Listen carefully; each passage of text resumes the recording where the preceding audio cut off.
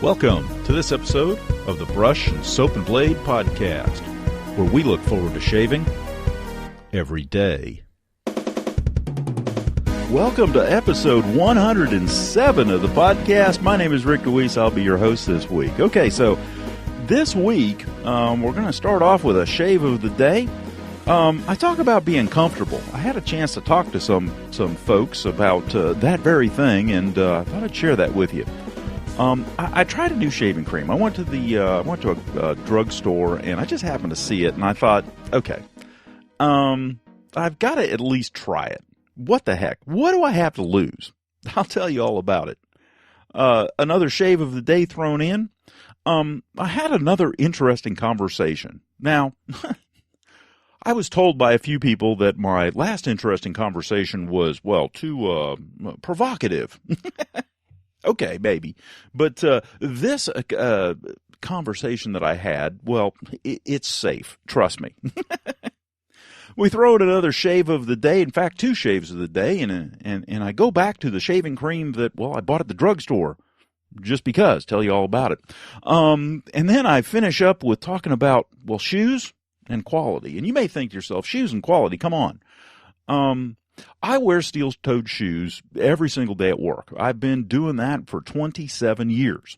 And before that, when I was in the Navy, I wore steel-toed shoes every single day. I mean, that's just what we had. I finally found myself a pair of steel-toed shoes that actually fit, were comfortable, and were of high quality. And so I was going to get another pair of them. And lo and behold, the company doesn't make the darn things anymore. It's like, really? You got to be kidding me. I mean, they were already a high-dollar pair of shoes, and you don't make them anymore? What the heck? You know, it's absolutely amazing when you think about it. I can understand with some things, but it used to be, for example, you'd go to your grandparents' house, and you'd see a freezer on the back porch or down in the basement or something like that had been around for 40 years. Kind of hard to find those kind of things anymore because somebody in their infinite wisdom decided that, well, you know, if we don't make quality, if we let these things wear out, we'll sell more. Jeez. Drives me crazy. You know, especially when you think about it, we use razors every day, or at least I do, that are as old as I am and older. And they work fine. They function fine. I use pens that are as old as I am and older. And they function just perfectly. There's nothing wrong with them. They're still very usable. I've got tools down in my garage that are older than I am, and they still are wonderfully functioning tools. Why is it that we can't have something like clothes or shoes or something like that you know, lasts that long and is still high quality? I mean, I'm willing to pay for it. The problem is nobody's willing to make it. It's incredible. Especially for something that you know, a long time ago, well, not that long ago, but I remember hearing somebody say something, and I thought that it was very pathetic. And that was, you should spend your money on your shoes and on your bed. Because if you're not in one, you're in the others. It makes sense. And since I spend all my time in steel-toed shoes, I wanted to have good quality. Anyhow, I'll tell you all about that.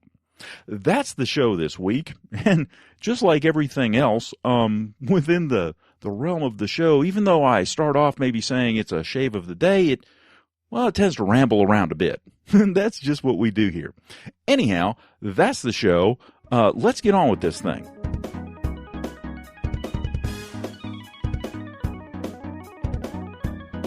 So welcome to another lovely day. Let's talk about the shave of the day. Okay, so the shave of the day. The last couple of days, I have been using my Gillette Slim Adjustable, and in doing so, I have it cranked up to a setting of 7. Now, for the longest time, I had been using this thing in the 4 and 5 range, typically in the 5 range. Just kind of set it there and forgot about it. So I cranked it up to a 7. Now, the one thing that I have really noticed, it was apparent on the Gillette Silver Blue blades that I used, and, well, it's also apparent on the feather blades that I use. I can feel, in fact, I felt yesterday that the feather blade that I had in that razor was, well, done. And the thing that's interesting is I could easily go a week on a setting of a 5 and not have that same, feel. So opening up the setting and putting it in a more aggressive razor definitely, at least for face feel for me, makes my blades only last about 3 shaves and then they're done, which is curious.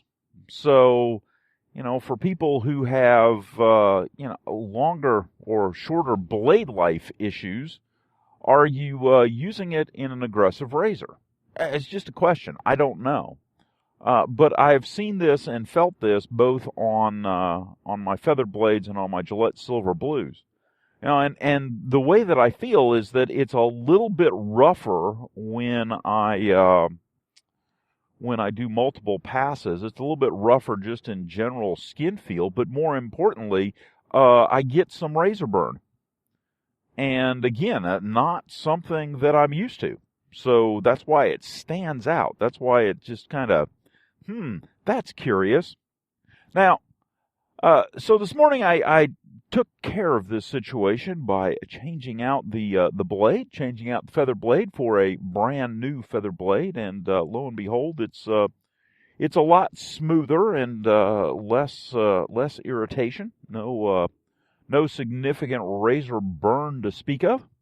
And so again, it's just one of those curiosities that kind of stood out and jumped out as I'm playing this razor game. And yeah. So today was the Italian day. Today I used my Italian Barber Samag brush and some Cella. And the Cella just, oh my gosh, talk about a fabulous thick lather. Wow, almond paste. Ooh, good stuff. I have an affinity for almonds. I have an affinity for almond paste. When I was over in Europe, we used to use almond paste all the time to make almond apple tarts. And, oh, that was good. Closest thing to an apple pie that, apple pies are okay, but, oh, geez, I've got a thing for the almond and apple tarts. Yeah.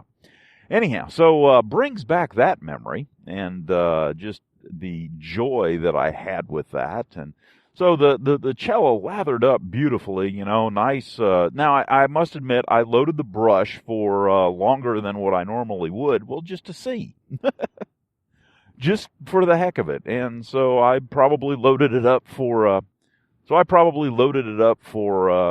don't know, maybe 45 seconds instead of 30. And all in all, it was a great lather, whipped up in the salsa bowl, just beautifully flowing over the edges, and it was good stuff. Put just a teaspoon of water in it, just to hydrate it a little bit more and give it just a touch more volume, and that's what kind of did the trick. So good stuff, and 3-pass shave, rinsed off between each pass to kind of rehydrate things and all. And 3 passes with a brand new feather blade, very little if any pressure, and we ended up with a very nice shave. So good stuff. Now, one thing I forgot, I do that sometimes. Forgot the final touch up on my neck. In one direction, and or on one side rather. It happens. Oh well. But anyhow, then I proceeded to break out the case straight razor and just kind of finish up for that. For me, what is the finishing pass to just kind of get that super smooth feel and closeness. Man, what I found is that so it works really well on my cheeks, but the other place that it works really well is on my chin and under my nose. I can get closer under my nose with a straight razor than I can with a safety razor, and so that's another thing that is advantageous to straights. Now, it also helps that the case razor that I have is an exceedingly thin blade, so that's kind of nice as well. So there's the shave of the day. Threw on some bay rum just because I'm going to work, and it's one of those scents that I really, really enjoy, and I thought, yeah, out of my selection, that's what I'm going to choose.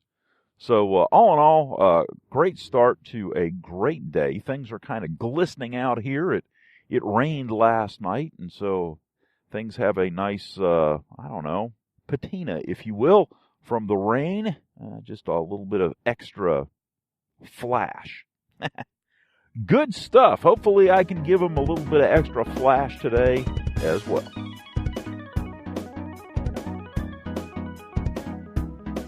So I had a good time this week. One of the things that I did is I actually went up to my alma mater and talked to some students that were graduating in the near future, and talked to them about interviews and life and just, jobs and things like that. But one of the things that was curious and one of the things that I kind of, keyed on, I guess, is being comfortable. And especially being comfortable with yourself. If you go into an interview process, one of the things that I told them is I have interviewed many people in my life so far, and who knows, maybe I'll get a chance in the future. But one of the things that I've noticed is that it is very easy and quick to identify people who, for example, have never worn a suit before and have one that doesn't fit them just well. The necktie's too tight, the collar's a bit, tight on them and everything. And they're just uncomfortable. And the thing that's interesting about that is that they're so, there's a part of their brain that is focused on the fact that they are uncomfortable to the point where, well, they can't speak, they can't form thoughts easily, quickly, and well, because there's part of their brain that is concentrating on the fact that, well, I'm choking and I can't turn my head and this is stiff and just I'm not used to this, and yeah, like that. And it was curious because I don't think they'd ever thought about that, and I don't think that they had ever, recognize that fact in themselves. And what I told them is, it's kind of like being on the first date with someone. You've never been out on a date before. You don't necessarily know how to act. And quite honestly, you try to put your best foot forward, wear certain clothes or whatever, but you're not comfortable. And because you're not comfortable, part of your brain is, not engaged in, the activities at hand. Part of your brain is just focused and thinking about the fact that you're uncomfortable and you really don't want to be there and you'd rather be at home sitting around in jeans and a t-shirt. Yeah, I get that. But one of the things that is curious is that when you run into, I will say, gentlemen of a certain age, by the time you get my age, or maybe sometimes if you're lucky, a little younger, you end up, when you look at them from a fashion point of view, you look at them and realize that, they're very comfortable in a jacket, and they're very comfortable with a tie, and look, their collar it doesn't look like it's choking them to death, and they're very comfortable with a tie on because, if you look at them, it's, they can still move their head around and it's not a big deal and they're not choking and it's fitted correctly. And you realize that they have spent a good bit of their life figuring out, how to be comfortable. And that shows. And if you are comfortable, then all of a sudden you can concentrate on what it is you're actually trying to do. You can set your focus on something other than the fact that you're not comfortable. And to a certain extent, within the wet shaving community, when you're first starting out, that's why it's recommended that you start out slowly so that, you're comfortable. And as you maintain that comfort, you can maintain that focus on what you're doing as you're building your skills. And there are things that are, like that in life. Now, I did not mention the wet shaving to these students. I'll let them figure that out on their own eventually. But the whole point is that they need to understand that being comfortable, in their own clothes and to a certain extent in their own skin is part of the way that they can go into a job interview or when they meet people and appear relaxed, confident, focused, able and willing to do a job. It helps. It helps a lot. Now, the thing is that for me personally, part of that comfort and being comfortable is the realization and the knowledge that even if I have a shave that I call socially acceptable, others would call very, very close. My standards are probably a bit different than some. And because of that, I know that I come across as more confident, and I am more comfortable in my appearance. I am more comfortable in the fact that I have a nice shave and, wearing decent clothes and, like that. And it allows me to focus and communicate more, in a more focused manner, I guess is the best way to say it, on the task at hand. Which then just, kind of snowballs into being a more effective communicator because I can concentrate on what I'm communicating instead of the fact that, my shave isn't good and I'm not comfortable in my clothes and et cetera, et cetera, et cetera. So it was a good conversation, and the thing that was really inspiring is that I had a guy came up to me and he said, wow, whatever you said to those kids, it really captivated them. Which leads me to believe that they hadn't heard that before. Which is kind of sad and scary all at the same time, but I'm glad I was there to at least help out. So it's something to think about. Be comfortable. Be open, be honest, be comfortable. It helps.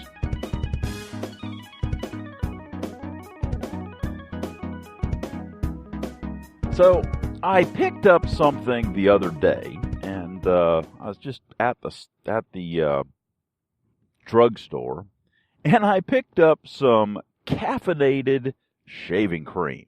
And apparently this thing's been hyped all over the place. So I went ahead and tried it. Tried it, one time. And that's probably all I'm going to try it. This stuff is just, ugh. Okay, so it supposedly has caffeine in it, and okay, who cares? It's on your skin. It's not like you're going to absorb just copious amounts of caffeine. It's probably not like drinking a cup of coffee. But anyhow, topical use of caffeine, I don't know if it has any impact at all, but who knows? But the thing that struck me, first off, it lathered well. It lathered well. It was a nice creamy lather, and so that part of it worked well. The part that I could not get over, the part that was just, horrendous, was the smell. It smelled like toothpaste. It smelled like a spearmint toothpaste. It was like, ugh. And there was something underneath the spearmint. I don't know if it was a certain chemical or if it was an actual oil or something, but it really did. It smelled like toothpaste. It smelled like I had taken a tube of Crest and smeared it on my face and was in the process of shaving it off. Not good. But the thing that was most interesting about it is that on the package, the hype, talked about on, USA Today or whatever the heck it was. I don't even have it in my hands. I don't even want to look at it. It's just, I used it once and went, nope, sorry, not gonna happen. And I'll take a picture of it, throw it up on the blog. But the packaging was like, it wanted to lead you to believe that this was, without doubt, the greatest thing since sliced bread. No, sorry. Not happening. Toothpaste for the face.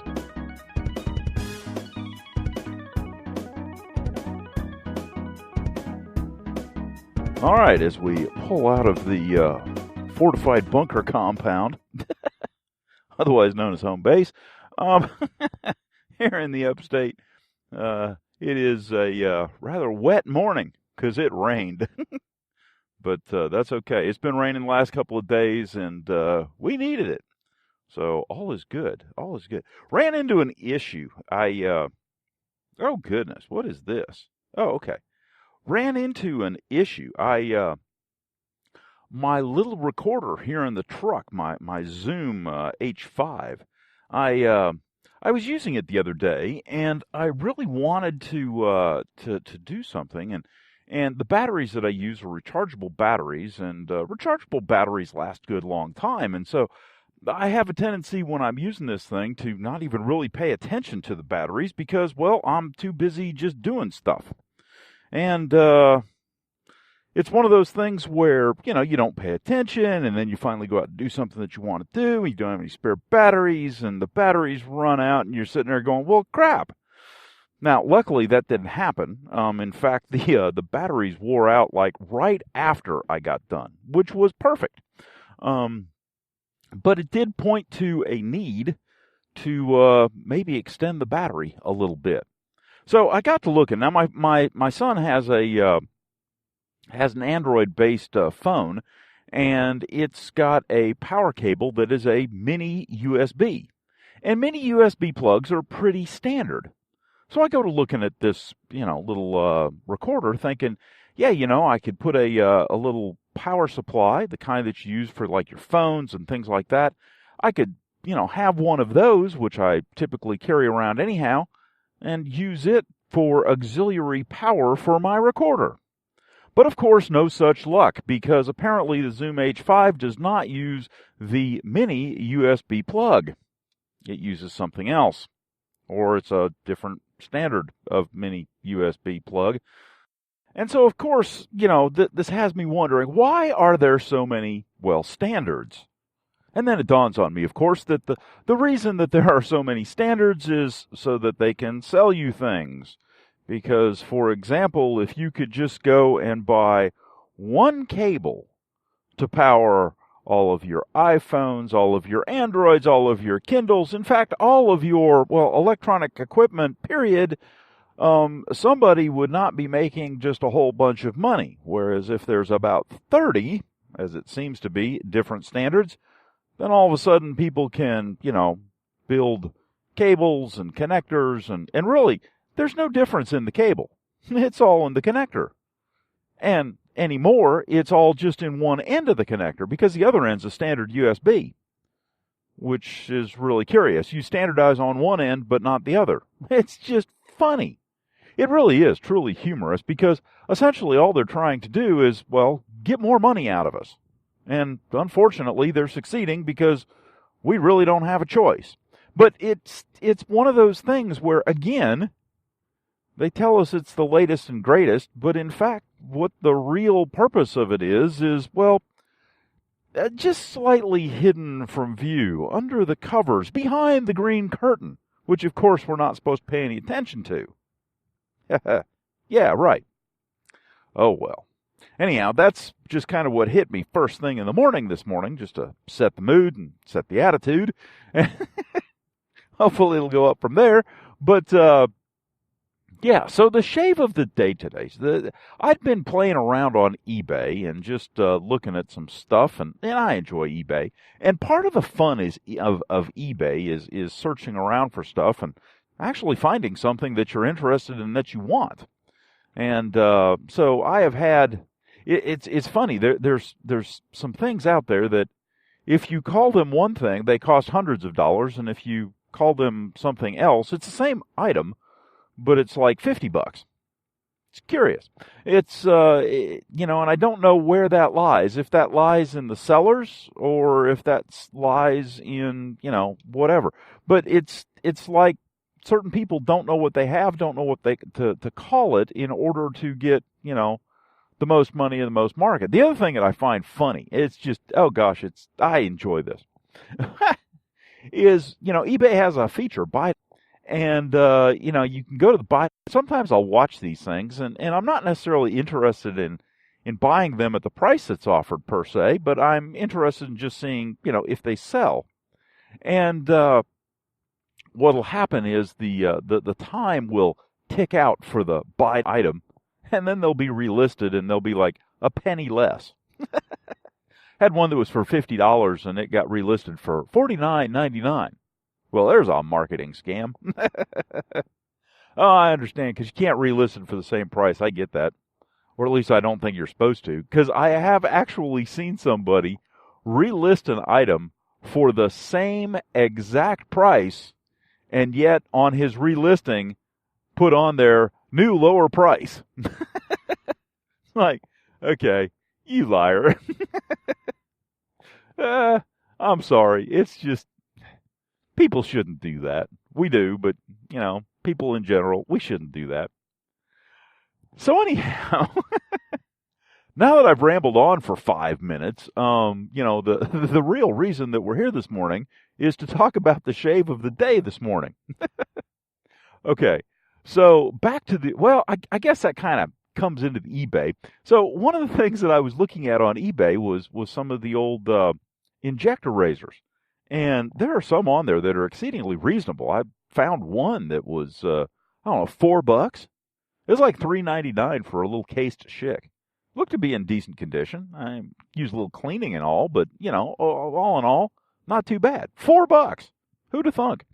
But, so anyhow, I'm sitting there and I'm looking at the plethora of options that I have this morning and proceed to decide that I'm going to use my Italian Barber Samag brush, just because, in my opinion, it's not quite broken in well yet, and I'm trying to find out if there's more luxurious goodness to come as it breaks in more and more and gets softer and softer. At least that's the premise, because that's what happened on my 1305. So we're playing around with that and trying to see if that's going to happen. And plus it's got a wonderful handle. It's the perfect handle shape, in my opinion. Plus, it was also just like sitting there, just almost calling me. And so that, and use some deluxe shaving rosemary woods, I guess it was. And I picked up my single-edged razor that happened to be in my little razor rack that's next to the sink. It happens to be the old PAL Micromatic. And mainly because I had been looking at single-edged razors. Now, I have multiple other single-edged razors, but they're down in a box underneath the sink. And the PAL Micromatic happens to be sitting there with a blade in it, and a blade that doesn't have too many shaves on it. And so I used it. And the effects, of course, were, marvelous. Just like typically is the case with single-edged razors. I've only had one single-edged razor that disappointed me. It was a Schick, and it was from the 1970s, but it has a loose handle. It's a plastic handle that's kind of an injected white handle that goes onto the thing. And the handle was loose, and that's how I remember it. Now, the thing is that the disappointing shave that I got from it, I don't think has anything to do with the handle. It's just that the handle is loose, and that's kind of how I remember it. Every now and then when you buy things, it's you're going to run into one that's not quite adjusted right, or something's just a bit off, or, it's, I hate to say this, but it's kind of like having a lemon of a car. Every now and then, and you've heard about these, they've gotten better, but back in the old days, boy, I'll tell you what, it used to be a phenomena that everybody was conscious of because it was everywhere in the news. People were getting lemons for cars. The quality was just garbage, and, they even enacted lemon laws. It's pretty funny. If you buy a lemon, there ought to be some recourse. It's like, okay, I really wanted an apple. He gave me a lemon. I should be able to go back and get my apple. because that's what I originally wanted. And that's what those laws were originally intended to do. But anyhow, it seems like it's less and less that people get those kind of issues. But, that was the only single-edged razor that I've ever had that was, I don't know, iffy, I guess is the best word to put it. All the other single-edged razors really did a fantastic job. And in fact, for me, every time that I've used them, I've always been amazed that people stopped making them. It really was amazing, because to me they work slightly better, and it may be just a for me type situation, but for me they've always worked slightly better because the heads are smaller and a little bit easier to get into places, and the blades are a little bit stiffer, and those kind of issues. But they always just seem to work just a little bit better, a little bit easier, a little bit less effort, I guess, when I shave in the morning for a very, very nice shave. I mean, they've never disappointed me. So, just curiosity. The old single edges work fine too. The ones with the, just a single edge on the blade instead of double edge blades. Some have the spine, or you can get the feather that goes in the Valet auto strop that does not have the spine. Those give excellent shaves as well. In fact, I always wondered, why did we get away from those? Why did we get away from the design? And it's essentially so that you can market things and sell people stuff. I mean, that's ultimately what I came up with, because, if you're sitting there facing a single-edge market, why would you even bother to make a double-edge blade? Well, because now you can advertise that you have 2 cutting edges instead of just 1. So you'll get twice the shaves, or at least that's the marketing for it, twice the shaves out of a blade. Now, the thing is that if you don't mind a little tugging, you can go a long time with a single-edge blade. You really can. So it's just a curiosity thing, and I guess it's kind of a continuation of my morning mood. It's all about the marketing, and yeah. Oh well, it just kind of struck me this morning, and every now and then you just get tangled up in the web of intrigue that is marketing and business and everything else, and you just go, good gosh, really? Do they have to make it this difficult on a Monday morning? Well, I had another interesting conversation the other day, and the thing that was interesting was not the topic, but one of the premises. And I was talking to someone who I would say is, well, exceedingly well informed on a certain topic. And the interesting thing is that this individual was of the opinion that it was intuitively obvious because, well, everybody is obviously, at the same level as they are on this certain topic. And the truth of the matter is that that's not always the case. We assume and we, attribute all kinds of information that we have to others.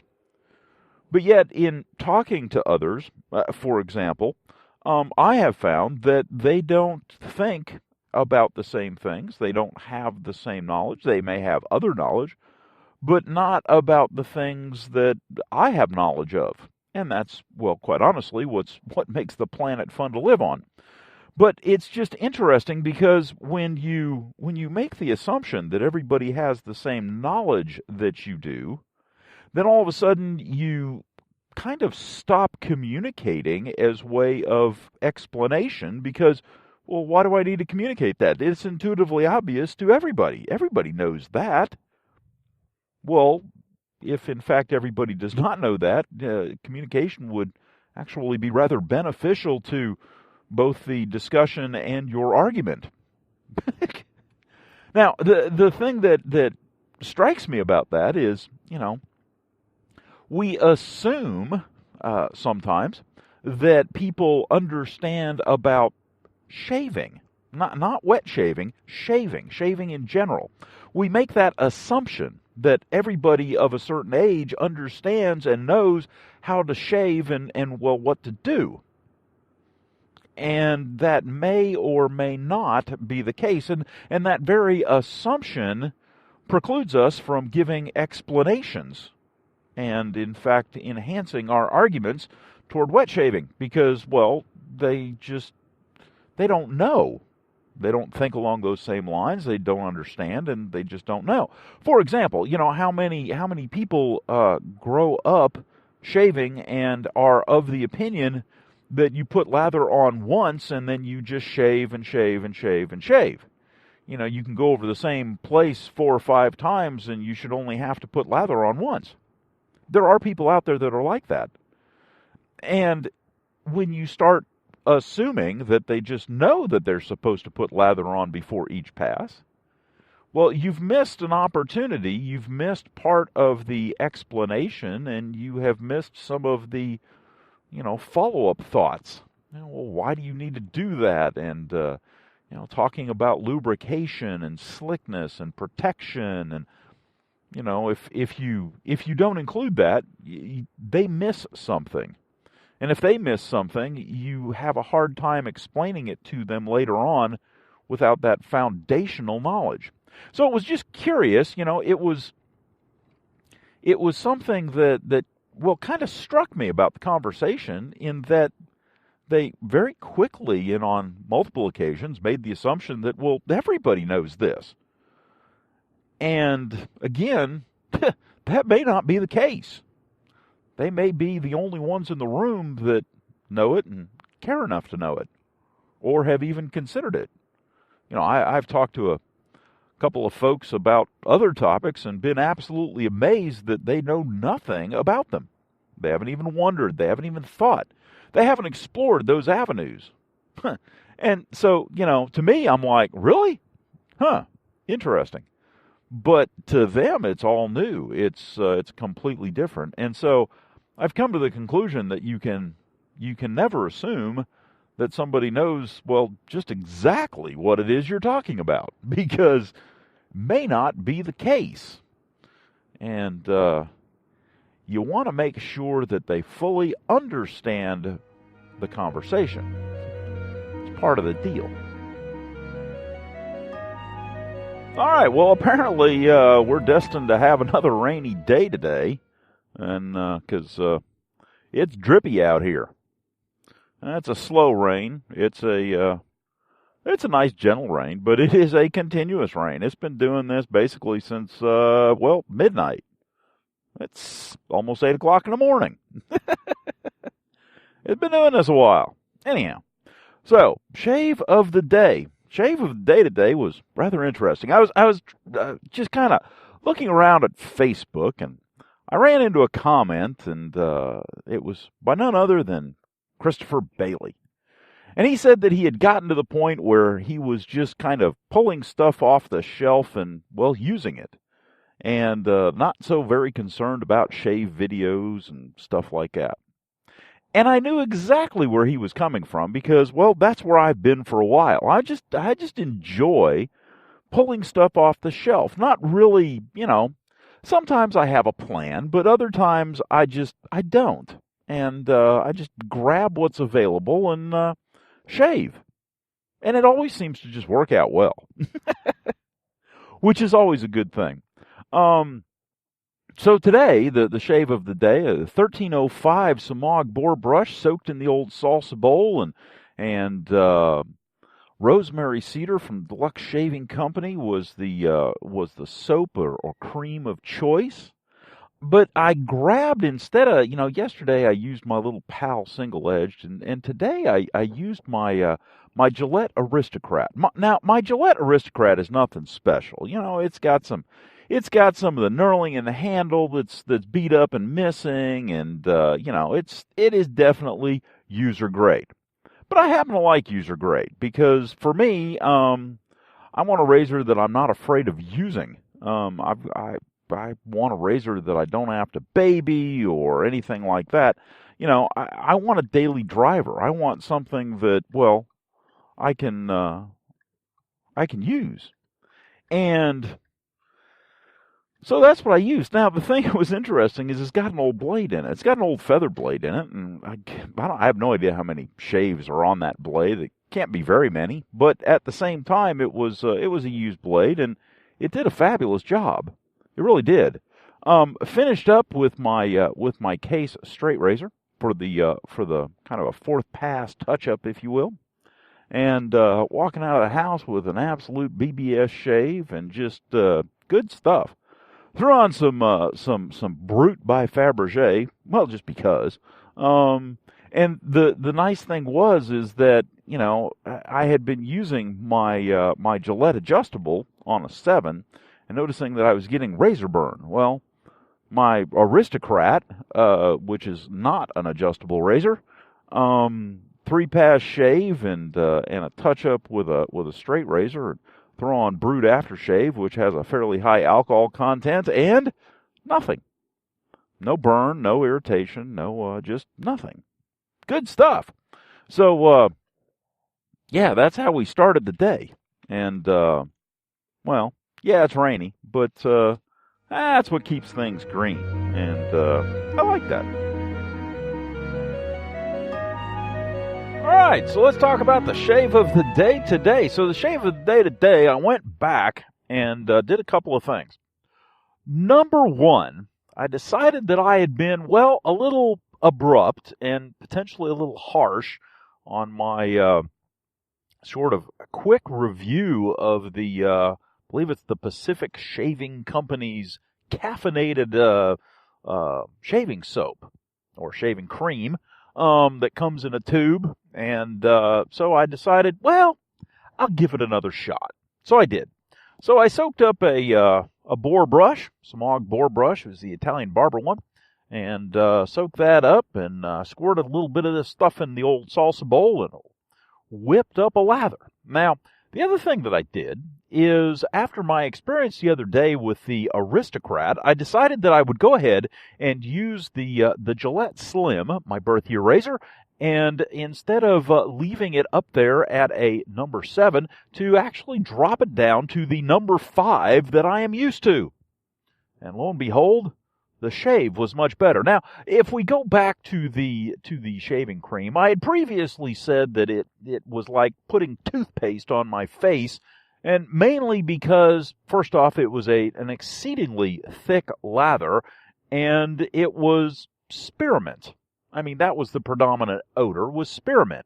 And so, quite honestly, if somebody says, "Ooh, yeah, there's caffeine in it," maybe all I'm smelling is spearmint. I don't know that caffeine as a topical ointment does anything for you, but the spearmint smells nice and gives you a slight tingling feel, very similar to menthol, at least, unless there's just a touch of menthol in there that I'm not that I'm equating with the spearmint, but I am equating it to the spearmint, but there is just a touch of a tingly feel.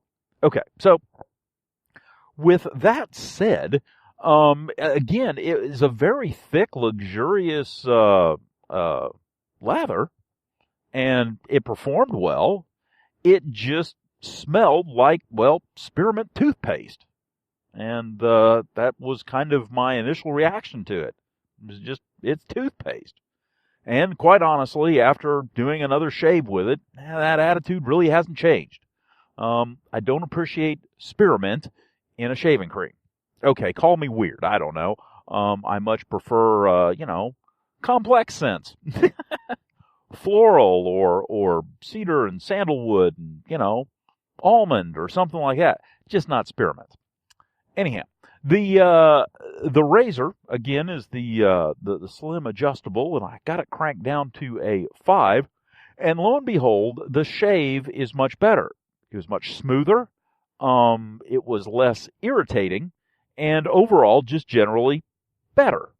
So, to me, okay, while an aggressive blade or an aggressive razor setup is nice from time to time, I'm kind of more of the middle-of-the-road guy, and my face just prefers that middle-of-the-road feel.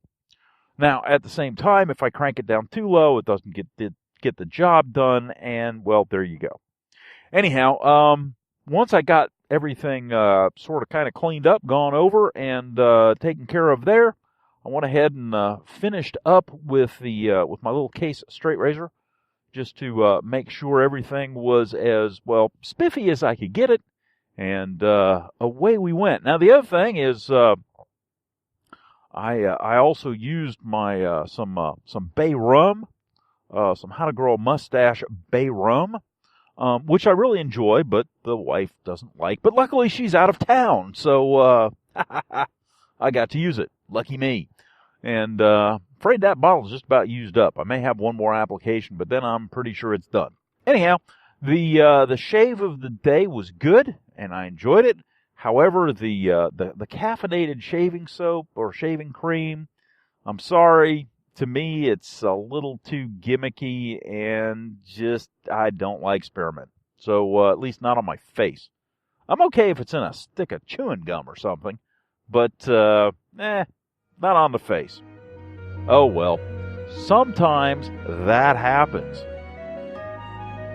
So we continue the saga of the steel-toed shoes. So I received my box of my steel-toed shoes that I had bought on eBay. Now, the reason that I ended up having to buy these things on eBay is because Red Wing, in their infinite wisdom, decided to take a shoe that was, in my opinion, probably the best steel-toe shoe I've ever had in my life, and, well, discontinue it. Yeah, because, nobody needs anything that is of that high a quality. We want you to buy the steel-toed shoes that are, cement construction or thermoplastic injected construction that, hurts your feet and fall apart in a year.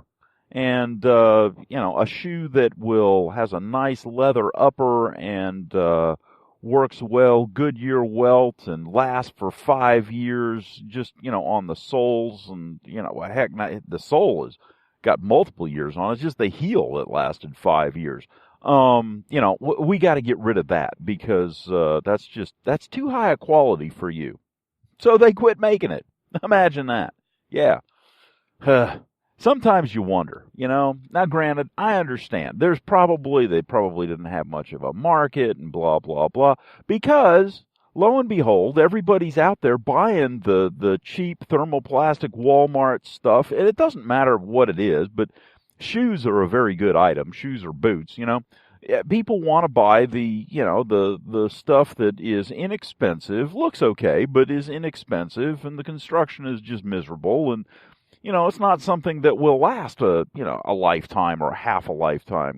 They want something that if it lasts a couple of years, that's okay. And the problem is that what ends up happening is it really creates this society, if you will, that wants, instantaneous gratification. Because here's the thing, I was telling somebody about my boots the other day, Yeah, the boots cost a lot. But the thing is that if they last 5 years, okay, they've paid for themselves. And the normal lifetime of those things would be like 20 years. In which case, the benefit comes after the fact. So you have to save up a little bit and kind of deny yourself a little bit, and then all of a sudden you have something that is of, great value and will continue to perform for a long time. Well, the same is true for shoes. So if you spend, $30, for example, on a cheap pair of tennis shoes, or, if you really want to have fun, you can look at headphones and headphone markup. But I'm sure that the markup is similar in a pair of, tennis shoes, especially the ones that are made in certain places. They're just glued together. There's really very little stitching in them, and if there is, it's, it doesn't cost a whole lot to put together a pair of shoes.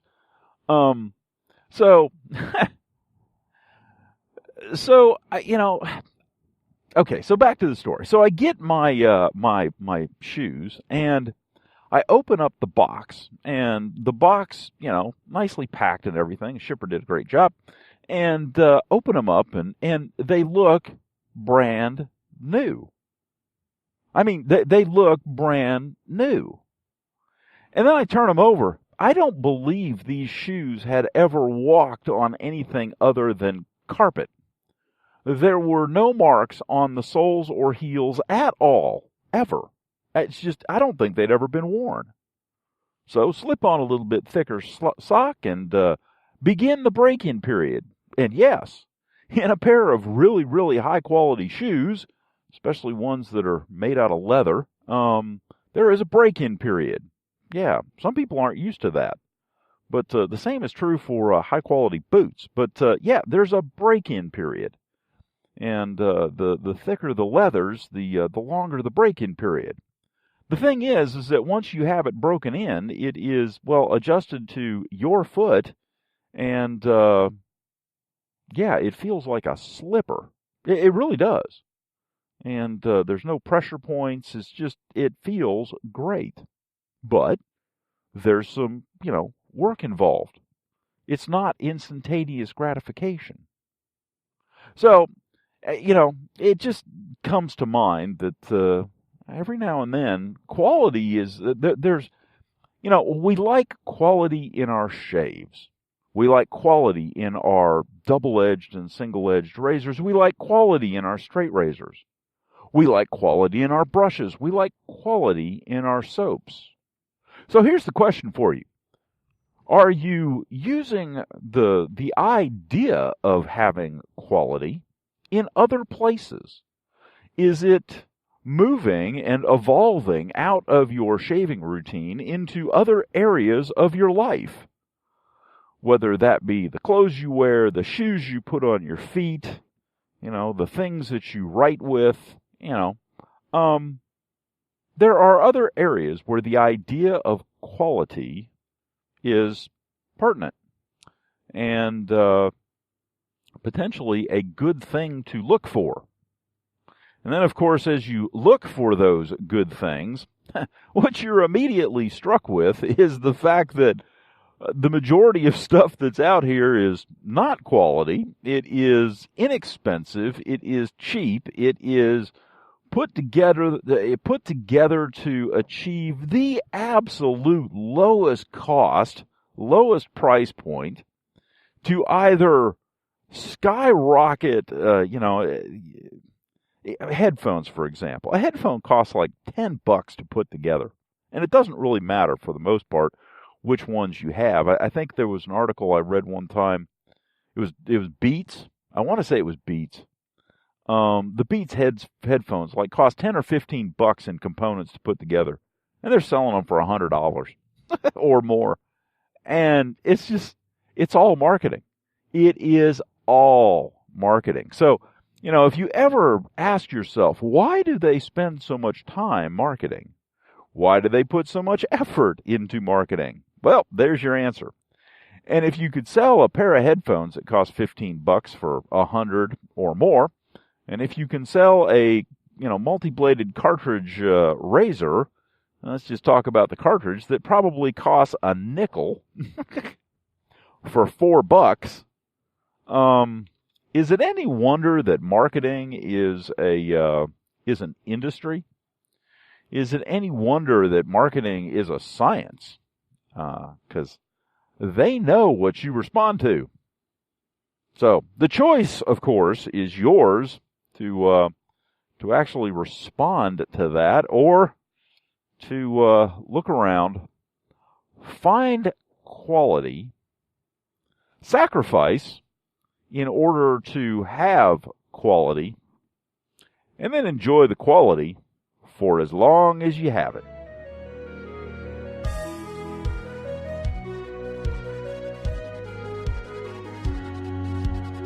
Well, that concludes this episode of the Brush and Soap and Blade Podcast. I hope you enjoyed listening to it as much as I enjoyed making it. If you have some suggestions or would like a topic covered, drop me an email at BrushnSoapnBlade@gmail.com or give me a call at 864-372-6234 or contact us on Twitter at BrushnBlade. You can also visit us at our blog, BrushnSoapnBlade.wordpress.com. As always, we're available on iTunes and Stitcher.